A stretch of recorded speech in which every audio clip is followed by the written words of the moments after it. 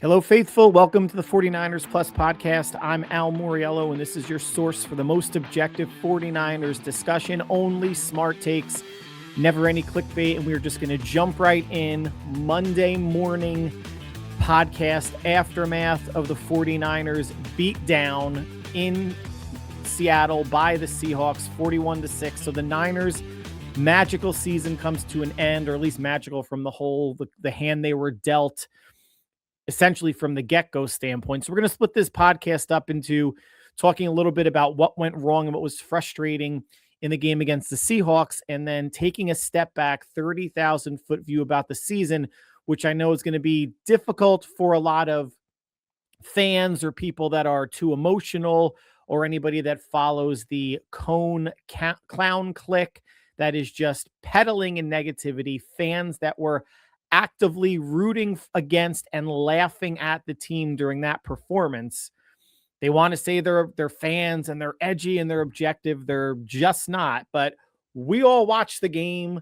We saw what happened. And for special teams that has been so good throughout the season, once they decided to part ways with Jake Moody, naturally gives up an opening kickoff return touchdown to put Seattle up 7-0. And I don't know about you guys, but I felt the game was over at that point. Yes, it's 7-0. And yes, they could have tackled Shaheed at the 25 or 30. Eddie Pinheiro went for the trip. That didn't work. And that was a half-hearted trip attempt. Yeah, they could have scored a touchdown on that drive anyway. But to get the crowd and the team that fired up from a kickoff return to open the game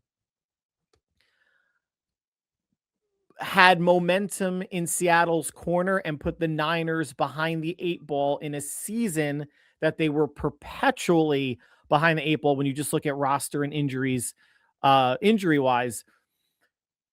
They bounce back, drive. Mike McDonald does get a timeout called on 3rd down and 1. Even though Kyle Shanahan was hot about it in the post-game presser, he wasn't sure why the refs stopped play. Then he found out that it was a timeout, and I guess he was quasi-okay with it. Wound up getting the 1st down. Seattle played through the whistle. Jennings wound up getting the 1st down. Who knows how that drive could have turned out. But the issue that I have, 3rd down and 1,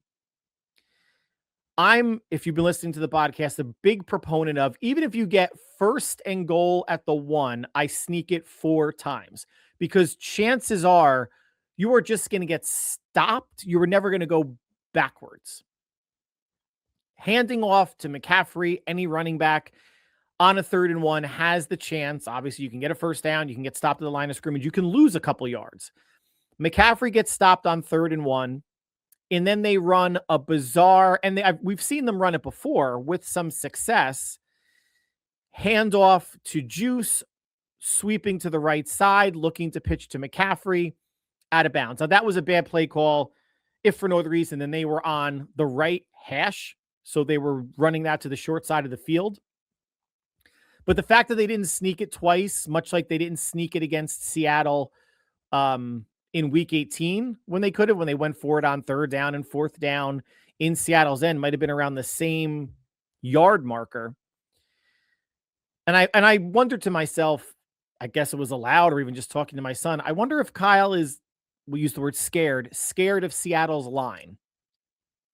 And in the post-game presser after the divisional round game, he was asked why he didn't sneak it. And he said that, Seattle was tight in the middle, taking away the sneak. Well, guess what? Anytime you guys have run like a 4th and 1 or a 3rd and 1, and you're in a formation or it looks like you're going to run a sneak, defensive line is in that formation anyway. And if that's the case, Brock could take it a little, off the guard to the left or off the guard to the right, or you just sneak it twice and not get cute against a team that has a phenomenal run defense. McCaffrey didn't get it on 3rd and 1, and then it was the bad juice to McCaffrey that actually lost yardage when the pitch went out of bounds. When you're playing against a bigger, faster, stronger team, it's okay sometimes to dig your heels in the ground and attempt to be the bigger, stronger, faster team yourself. And if it just means a sneak and you need your quarterback who has been historically good at not historically, but historically from a how many times he's done it standpoint, not from the league since the league's been in existence. That was unacceptable to me. Did it in week 18. While the reasoning wasn't terrible, you still say, fuck that they're lining 4 up across the center and the guards, and I'm just going to try to get it. This is my highest percentage play. You can't argue with me that there's a higher percentage play on 3rd or 4th and 1 than a sneak, especially if it's back-to-back sneaks. Awful. Jake Tonjes fumble on the next drive, trying to get something going. Good strip out by Seattle, just not San Francisco's night. Getting down 14-0 early and then 17-0. We saw the issue with Renardo Green after a rare 49er sack, of which they had 2 on the night, which is above, if you want to call it mathematically, well above their season average of like 1.1 sacks per game. Get Seattle to 2nd and 20 from around midfield. First down to Cooper Kupp, Renardo Green, whether they were playing a cover 2, cover 3, whatever it was, did not get deep enough.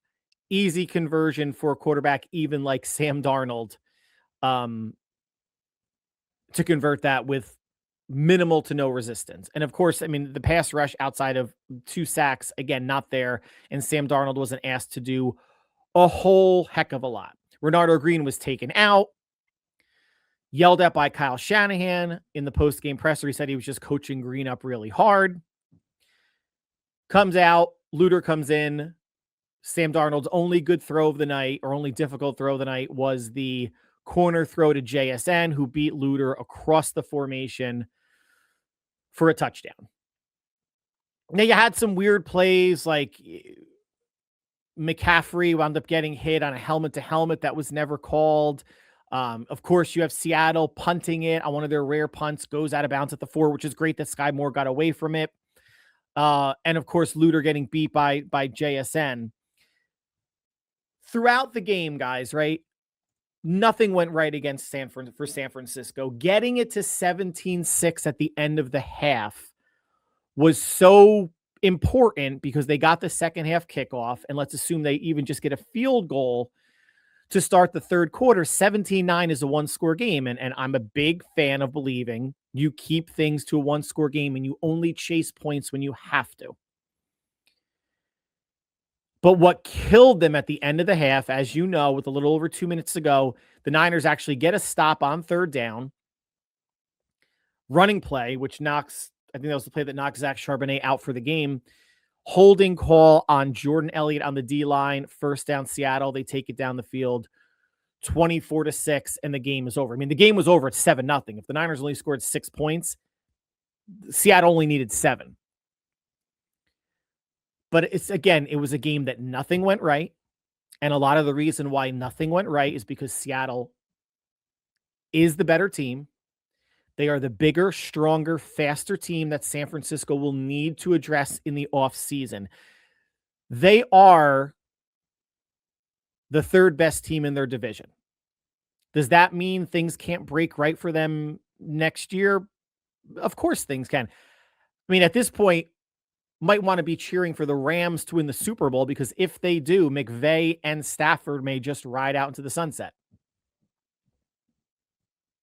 I know it would be awful to root for an NFC West team on San Francisco's home field to win the Super Bowl, but who cares?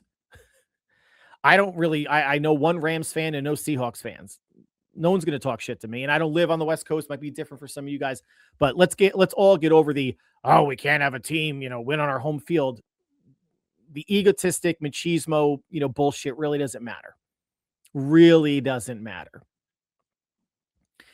But and we're going to get into the 30,000-foot view of the season in a minute. But when San Francisco starts retooling in the offseason, they need to start building a team with the Seahawks and Rams in mind, because that's the first line of defense to get into the playoffs. The easiest way to get in is to win your division. It's also easy to get in. If you win 12 games, you're generally going to get in as a wild card. But you saw the Niners as a 12-win team became the 6th seed instead of the 5. And if they went to Chicago last night, they might have beaten the Bears and would have gone to the NFC Championship game against Seattle just to get smoked. Now, obviously, Kittle goes down.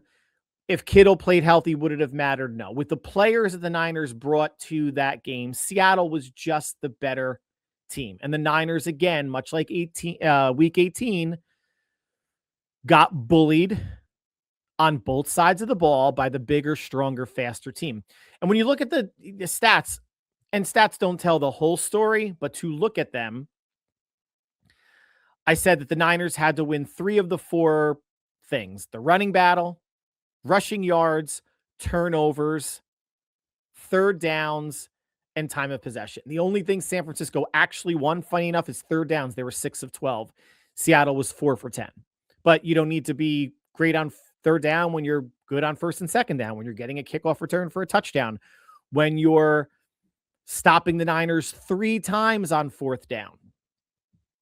Total yards, 236 for the Niners, 281 for Seattle. Niners 3 turnovers, none for the Seahawks. Time of possession, the Niners only lost it by 2.5 minutes. They got dominated in time of possession in a 10-point game. Time of possession was a little bit closer in a 35-point game. So absolutely go figure. Brock Purdy winds up being the leading rusher for the 49ers. That can't happen. I'm not a little over dramatic to say he was running for his life the whole game. He was holding on to the ball longer than normal because Niner receivers could not get open. Kendrick Bourne had 2 targets, no receptions. Pearsall, 2 targets, no receptions. Luke Farrell had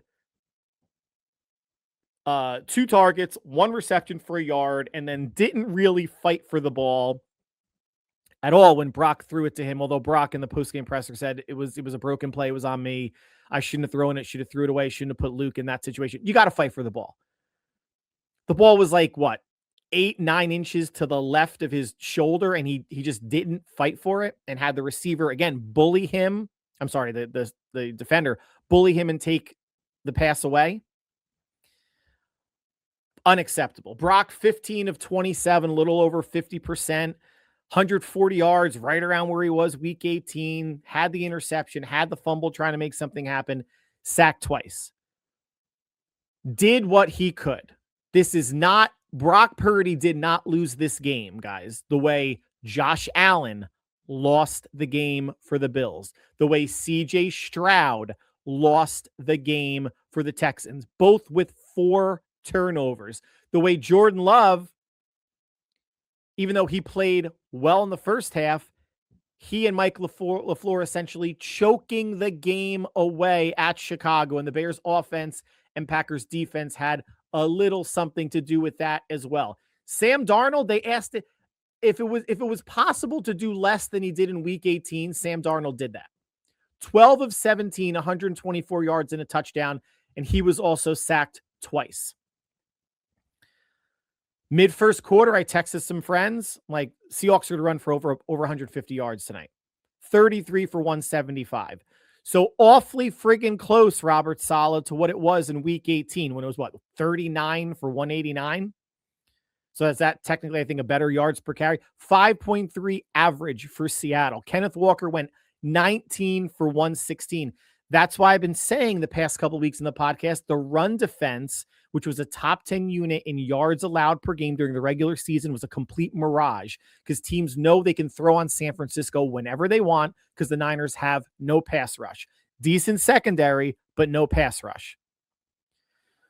San Francisco actually went over 100 yards, 27 for 108. Brock led the way with 37. McCaffrey, 11 for 35. The only reason they got over 108 yards was basically over 100 yards was Jordan James. Rookie finally saw some playing time, has been elevated, was activated over Isaac Guerrero for basically the past 4 or 5 games. Finally saw some carries, 6 for 28. 4.7 average. Can't make any determination about Jordan James when he's playing against the Seahawks backups on defense, although the Seahawks backups are probably better than the Niners starters on offense. Jake Tonjes, outside of the fumble, again, filling in admirably for Kittle, 5 for 59. McCaffrey went 5 for 39. Otherwise, receivers caught 3 passes, 2 by Jennings and 1 by Demarcus Robinson. That's not going to get it done. How much Ayuk would have helped and Kittle, who knows? Do they play defense? Niners defense let up 34, obviously 7 on special teams. A game where JSN goes 3 for 19 and a touchdown, you figure, oh, San Francisco may have a pretty good shot. Pretty good shot. Not even close. And the over-under was beat. It was 45. I thought that was the safest bet on the board. 47 points in total. Now, before we get into the off-season stuff, let's just kind of put a bow on this or the longer view of this past season. And we're going to get into the off season next week. We're going to start the retooling of the Niners on a Wednesday or probably a Thursday or Friday podcast. Seattle, I've said it before and I'm going to keep saying it, the bigger, stronger, faster, younger team. The Niners are old in a couple. They have some older players, but Trent Williams is going to be 38, and he says he's coming back. That's going to also be a decision the Niners are going to have to make based on his cap number. Thomas Morstead, close to 40. John Weeks, long snapper, close to 40. So they have, and those are only 3 players out of 53 that slightly edge up their average age of their players. But the young guys getting playing time this year, last year, I think they can afford to be a little bit more aggressive in free agency with the cap space they're going to have. But they need to start building this team into the early stages of a bully like Seattle has. I don't think they don't have the team speed. I'm not sure if they have the scheme. And they may not have the patience offensively to beat Seattle when they're playing that shell coverage where you have to just kind of, dink and dunk it down the field. If that's the case, Kyle, then draw up a game plan that beats or leans into that offensive philosophy, not taking many risky throws, trying to figure out something on the O-line to get the running game going. And that could be part of the offseason plan. The Niners overperformed up to both Seattle games, and then you could say underperformed against the Seahawks in games 2 and 3, or they just got blown out of the water, especially in the playoff game, and that's okay. You tip your cap to that. Before the season started, I was on record saying the Niners, if healthy-ish, would go 11-6. I said win the West. I didn't see Seattle being as good as they are, or I thought the Rams, maybe they're 11-6. The Niners win a tiebreaker, or 10-7. Thought the Niners would win the West. I thought they would win a wild card game and then see what happens in the divisional round. I was, if you want to call it 50% on track with that. They didn't win the West. They didn't go 11-6. They did make the playoffs. They did make it to the divisional round.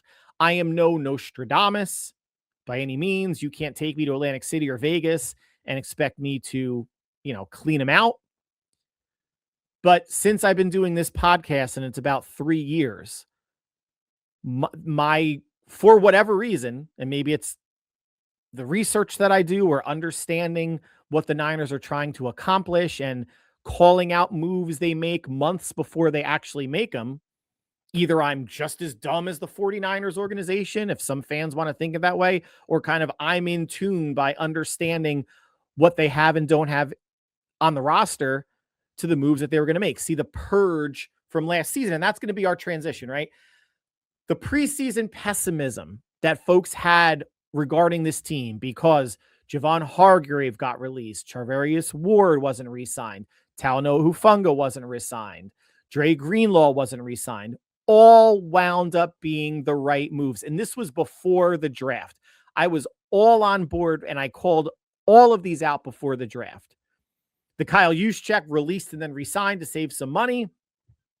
I thought if they released him, he wasn't going to be coming back. The Steelers were making some overtures to him, but came back, and you can see an important piece of the offense because he is, especially with Kittle missing time, a glorified tight end-ish option out of the backfield and is more versatile in that position than any other fullback in the league. And he's more versatile than a good number of running backs in the league. Some running backs just can't catch the ball. You would not send on wheel routes. They're not going to block. They're not going to pass protect.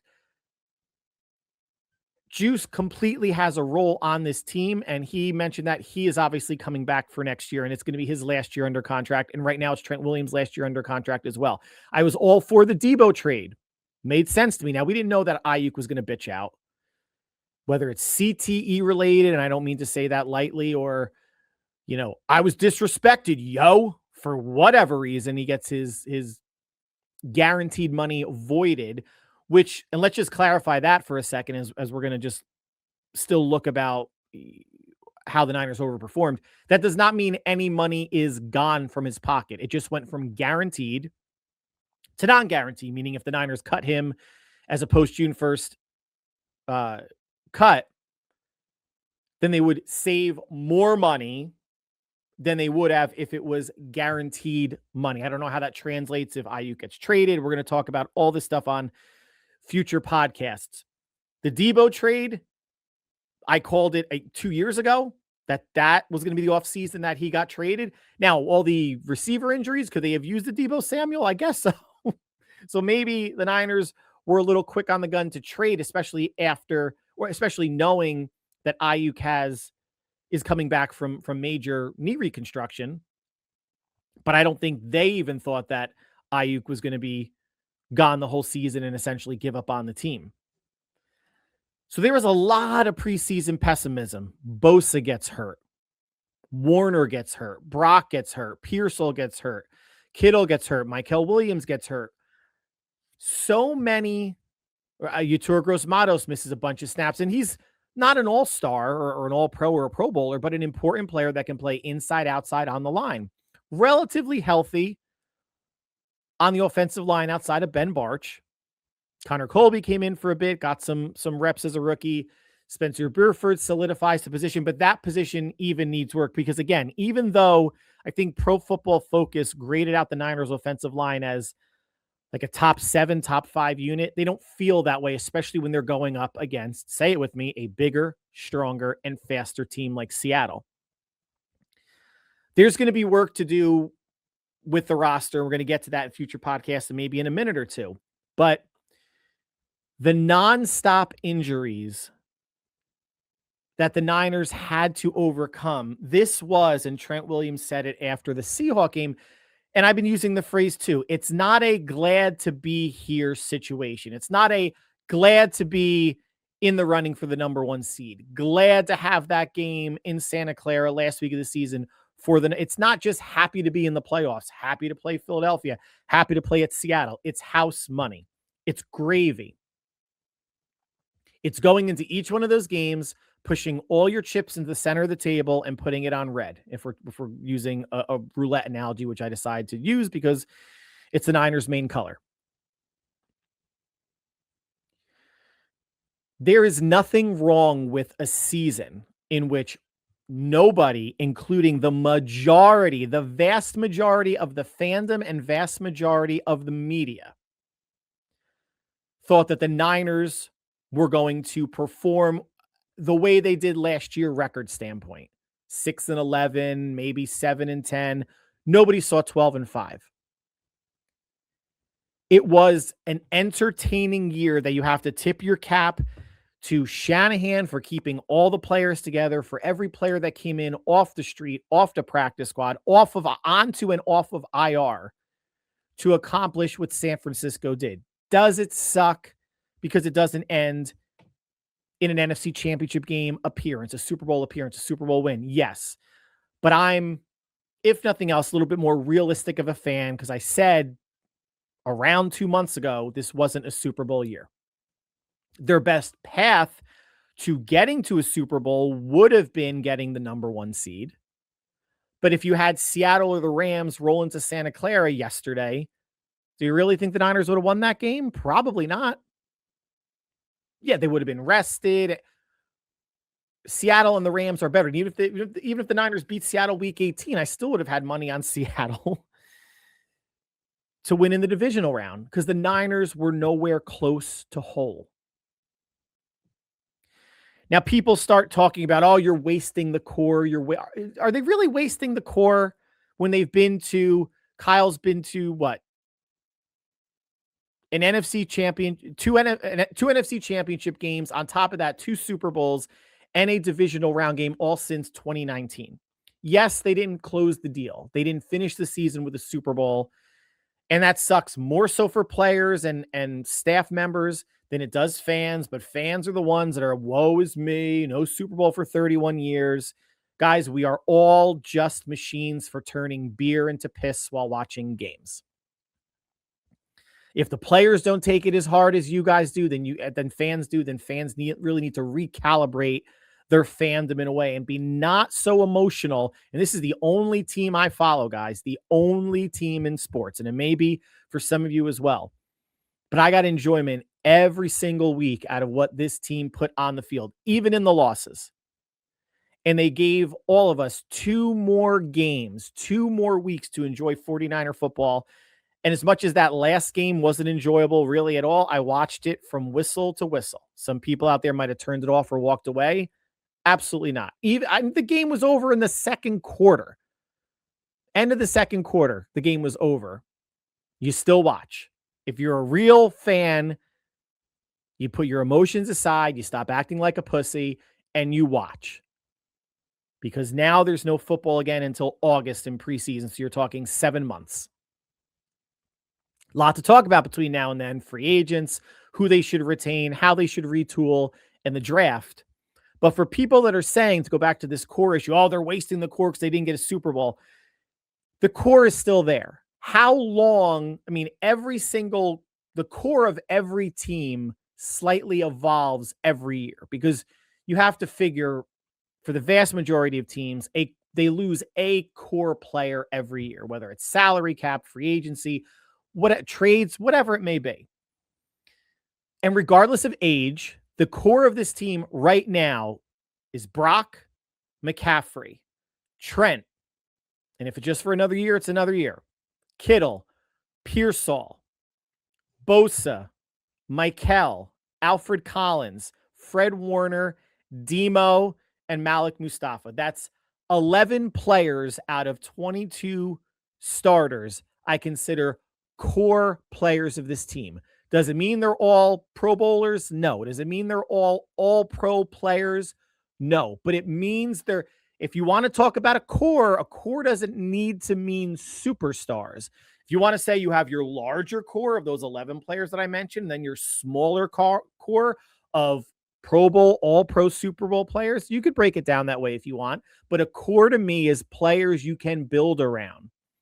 Very good players that you can supplement and build out an offense, an O-line. If you want to call Dominic Pooney part of the core, you can. If you want to call Colton McKivitz part of the core, you can.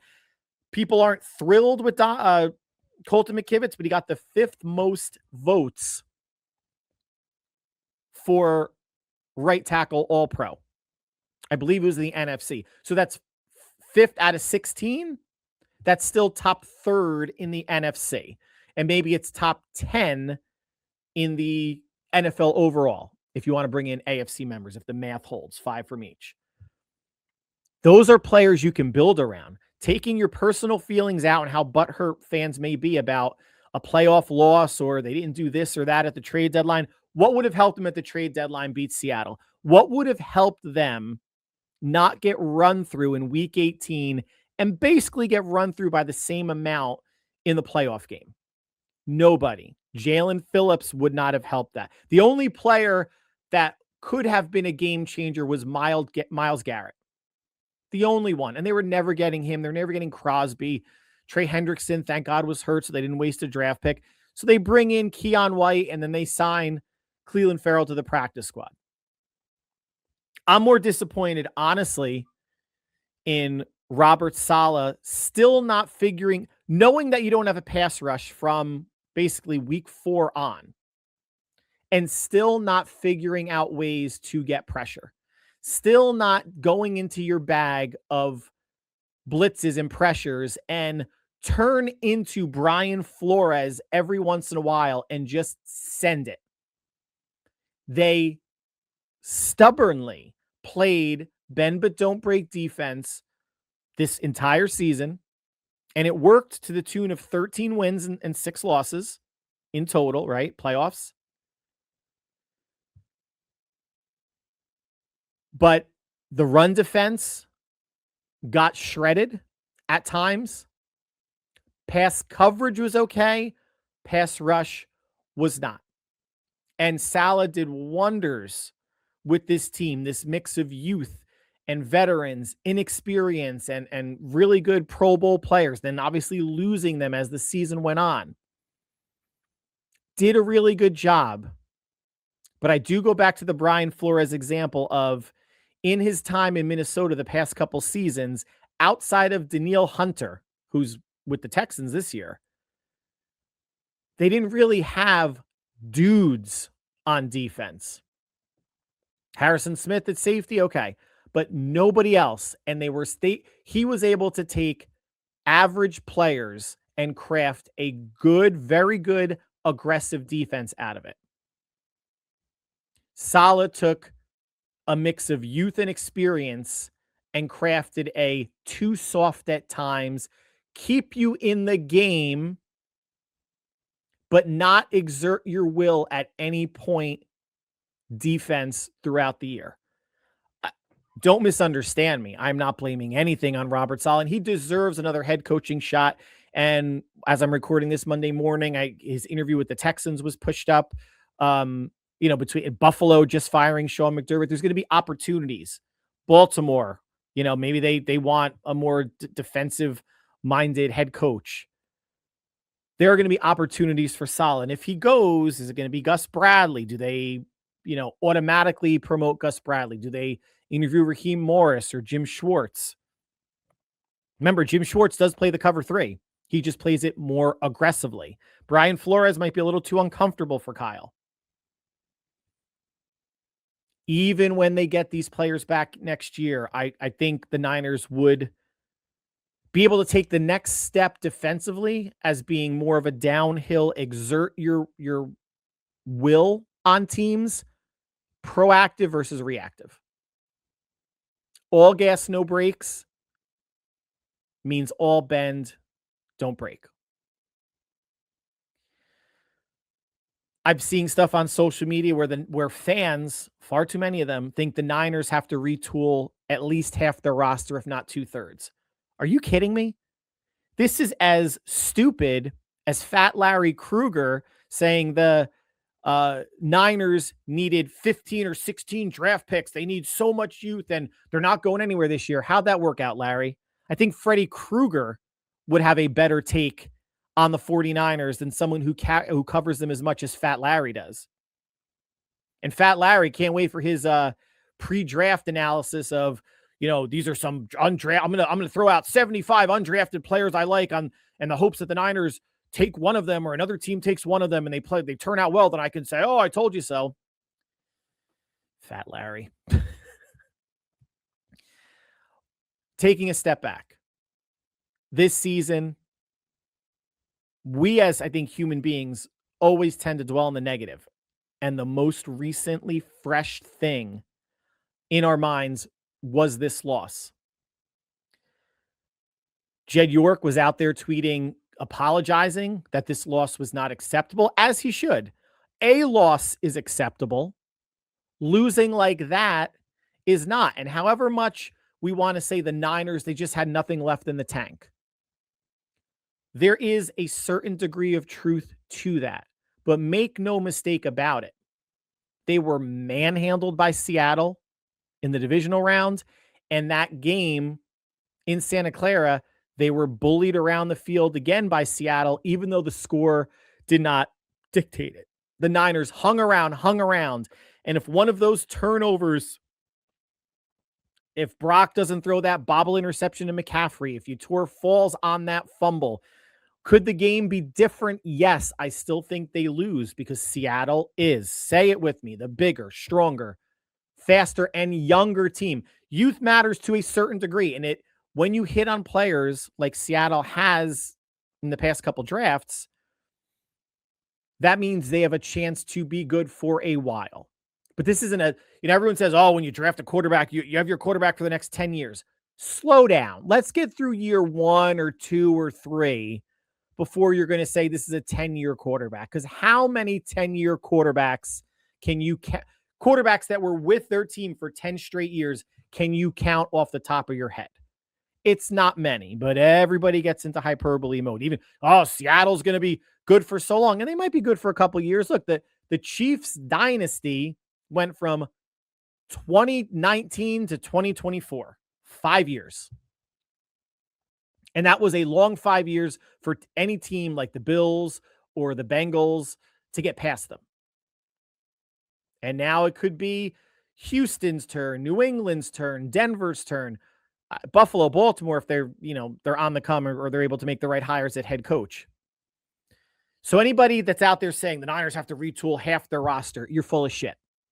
The Niners have free agents that they're losing. Future podcasts, we're going to start going into it, who they should re-sign, positions they need to upgrade, what they should potentially do in the draft. We're not going to go nuts with it, but we're going to start talking through some options.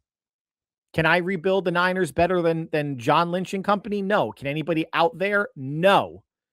But it's fun to talk through because we know the holes they have from free agents and we know the deficiencies they have. Offensive team speed, defensive, O-line and D-line size and strength, and defensive aggressiveness. But for anyone to say the Niners window is closed, you're also full of shit because what Lynch and Shanahan proved this season is that with good coaching, and if Saleh leaves, that'll be a loss. But as long as Kyle and Brock are here, this team is going to have a chance. Everyone said the Niners window was closed last year. Well, did they not just kick it open this year? The Niners window is not open or closed based on what other teams do, like Seattle, like the Rams, like the Bears, Eagles. The Eagles window is closed. Once they get a competent offensive coordinator, they're right back where they've been the past 4 or 5 years. They're going to win the East and a perennial playoff team. That's going to make some noise. The Niners kicked the window open this year. Some good draft picks in 2024, some good draft picks in 2025. Now their Niners aren't going to be in purge mode in the offseason unless it is a Brandon Ayuk for obvious reasons, where they can start adding some thoughtful free agents, some maybe 1 or 2 high-ish priced free agents, and then a handful of mid-tier average price free agents. And then obviously they have 8 draft picks right now, 7 or 8. They can hit on half of those that are contributors in 2026. They're right there. And by the way, if the Niners would have gotten bounced in the divisional round as a 1 seed, you might as well get bounced in the divisional round as a 6 seed, as the number 3 seed team in your division, because now you have a number 3 schedule, like that, a 4th place schedule again. Now next year is tougher. It's AFC West and it's NFC East, which is tougher than AFC South and NFC South. But the Seahawks and the Rams and the Cardinals all have to go through it as well. The Niners just have 2 easier games as a 3rd place team than the Rams or the Seahawks do as 2nd and 1st place teams, respectively. Guys, don't let the loss overshadow a season that so many people told all of us wasn't going to happen. The season's ending a little early for San Francisco based on what could have been, but it lasted 2 weeks longer than last year and gave all of us 2 more games to get behind the team. And there's still a whole lot to talk about. Where is Saleh going to go, if anywhere? And by the time you listen or watch this, he might be gone already. But who knows? And if he does go, is it Gus Bradley? Is it Jim Schwartz? Is it Raheem Morris? Is it somebody else?